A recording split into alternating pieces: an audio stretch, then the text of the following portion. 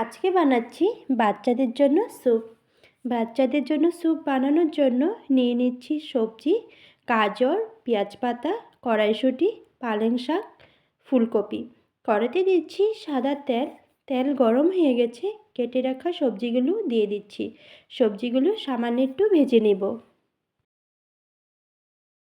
এখন দিয়ে দিচ্ছি স্বাদ মতো নুন। নুন দিয়ে আবারও কিছুক্ষণ সবজিগুলো ভেজে নিচ্ছি।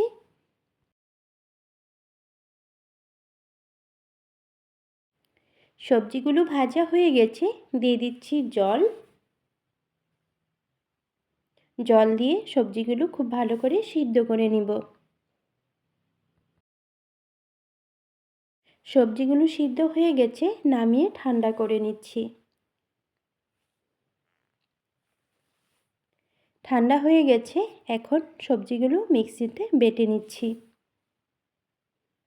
বাটা হয়ে গেছে, কড়াতে দিচ্ছি সামান্য একটু বাটার। এখন দিয়ে দিচ্ছি রসুন কুচি। রসুন সামান্য একটু ভেজে নিচ্ছি। রসুন ভাজা হয়ে গেছে, দিয়ে দিচ্ছি কেটে রাখা পেঁয়াজ। পেঁয়াজ রসুন একসাথে কিছুক্ষণ ভেজে নিচ্ছি। পেঁয়াজ রসুন ভাজা হয়ে গেছে, দিয়ে দিচ্ছি সিদ্ধ করে রাখা সবজিগুলো।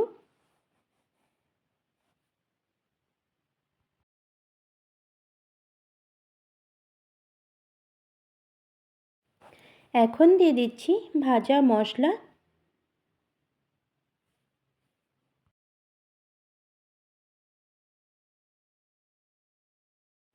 নামানোর শেষে দিয়ে দিচ্ছি ধনেপাতা কুচি। স্যুপ হয়ে গেছে, এখন নামিয়ে নিচ্ছি।